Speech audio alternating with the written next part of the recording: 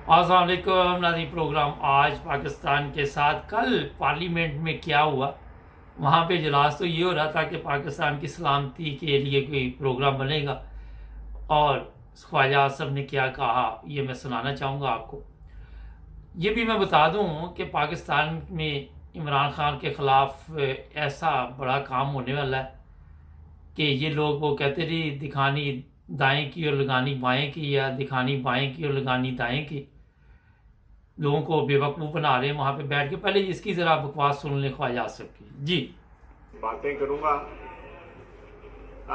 जनाब आला, हमने जो भी लेजिस्लेशन पहले भी की है और आज भी कर रहे हैं, हम्म हम उस अदारे की, ये जो हमारे हमसाए में है, उसकी मजबूती के लिए कर रहे हैं। हम्म हम चाहते हैं कि अदल का अदारा जो है वो मजबूत अदारा हो, ताकि अवाम को जो 51,000 वहां पे केस पेंडिंग पड़े हुए हैं उनका भी कुछ कर सके। दूसरी बात यह है कि ये इख्तलाफात और ये मुतहारब सियासत करना, या मुतहारब जो है जो भी अमाल करना जो है, ये सियासतदानों का खासा होता है, सियासी पार्टियों को खासा होता है। ये या तो परमानेंटली ले लिया है सुप्रीम कोर्ट ने हमसे, या उधार लिया हुआ है आजकल उन्होंने हमसे जो है। जो सिलसिला वहां पे आजकल चल रहा है, मैं समझता हूं कि उस सिलसिले को अगर उसकी बैकड्रॉप में देखा जाए तो मेरा ख्याल है हम इतनी सियासत नहीं कर रहे जितनी सियासत वहां पे हो रही है। तो मैं ये एक अदारों को जो है अफराद चलाते हैं।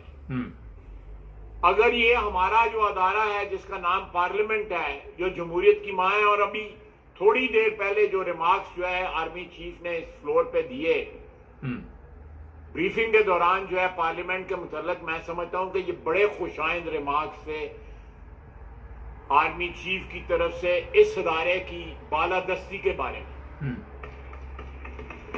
इस अदारे के जो सरबराह जो मौजूदा वजीर आजम है, उनकी जो है वजीर आजम के ओहदे के बारे में, वो शहबाज शरीफ के बारे में रिमार्क्स नहीं थे, वो वजीर आजम के ओहदे के बारे में, इस पार्लियामेंट के अदारे जो अदारा है उसके बारे में जो उनके रिमार्क्स थे, मैं समझता हूं ये बड़ा खुशाइन बात है।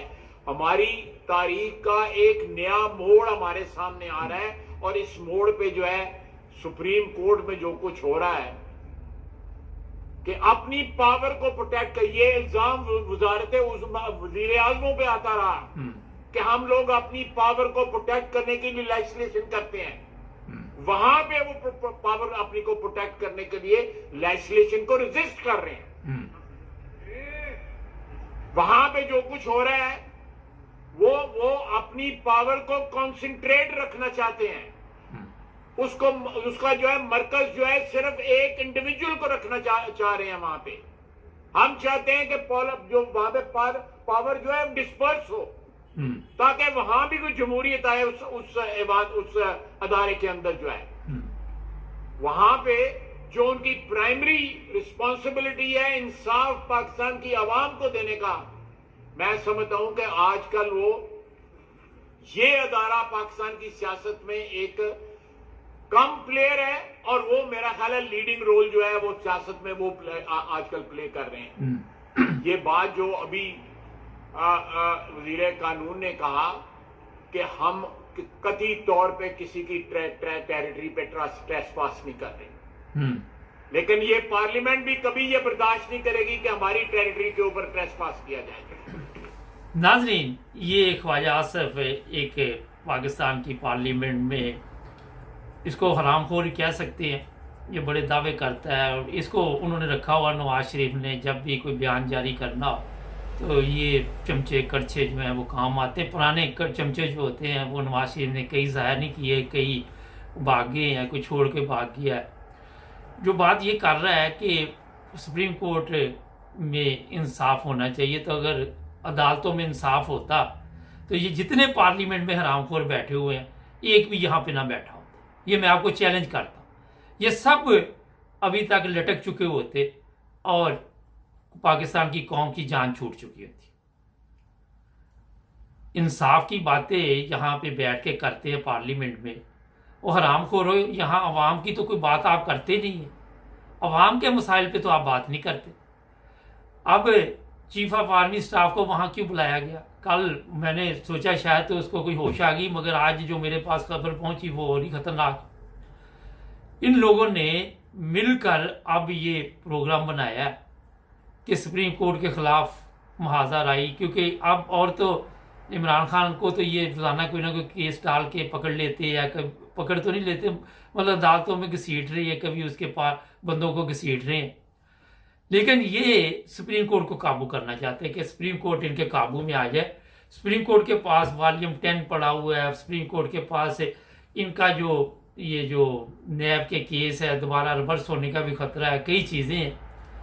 अब ये खुलकर सुप्रीम कोर्ट के सामने आ गए और जो कल इन्होंने दिखाया है कि हम पता नहीं, जिस तरह चीफ ऑफ आर्मी स्टाफ ने क्या कहा कि हमारा पाकिस्तान भी फौज की पाकिस्तान है, अवाम का तो पाकिस्तान ही नहीं है। आप ठीक कह रहे हैं हमारा पाकिस्तान है, तो आपको तो वही पाकिस्तान चाहिए ना जो आपका पाकिस्तान है।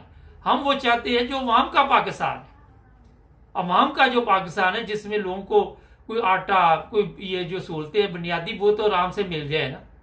आज ही बताया जा रहा था मुफ्त आटा जो मिल रहा था 25 तारीख को बंद हो जाएगा, पहले बड़ा वहां पे आप जो दे रहे थे लोगों को मिल रहा था। तो ये ड्रामेबाजी ये हरामखोरों का टोला करता है। इसमें अब एक नया मोड़ आने वाला है, वो ये है कि इनको अब पता चल गया है कि इमरान खान के काबू में नहीं आएगा।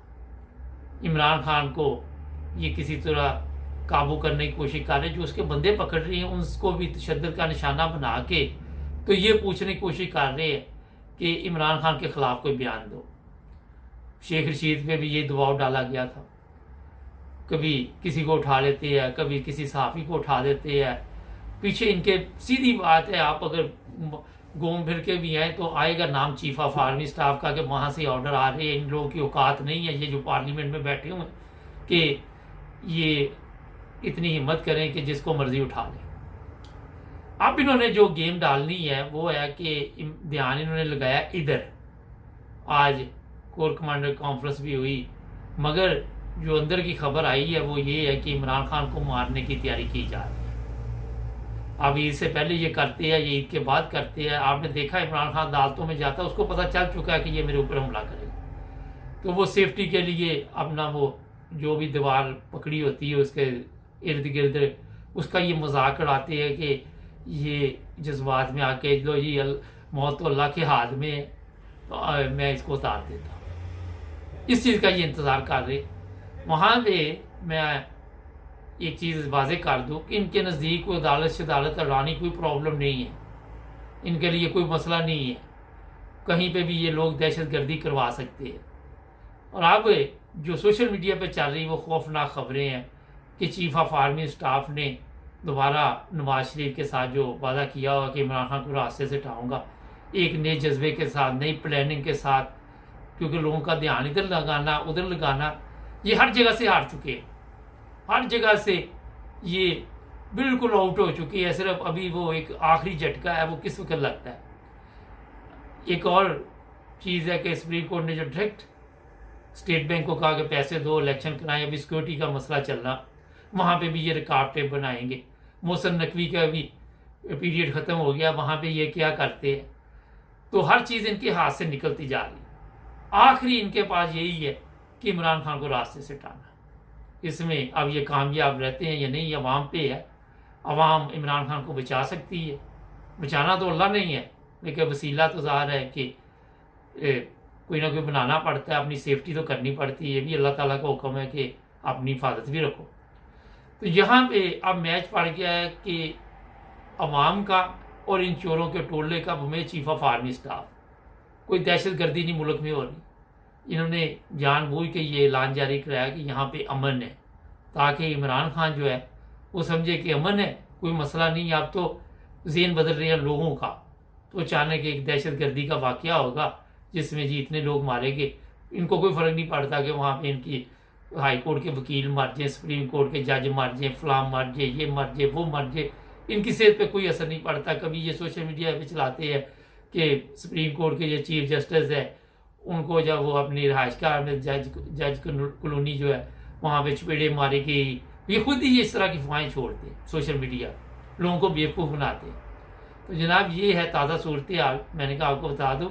इनसे अभी जान छूटनी कोई इतनी आसान नहीं है, मगर शायद अल्लाह ताला कोई मेहरबानी करे, रमज़ान का महीना, कोई ना कोई अल्लाह ताला कोई ऐसा रास्ता निकाल दे। हमारे चैनल को सब्सक्राइब करें, जुड़े रहें हमारे साथ।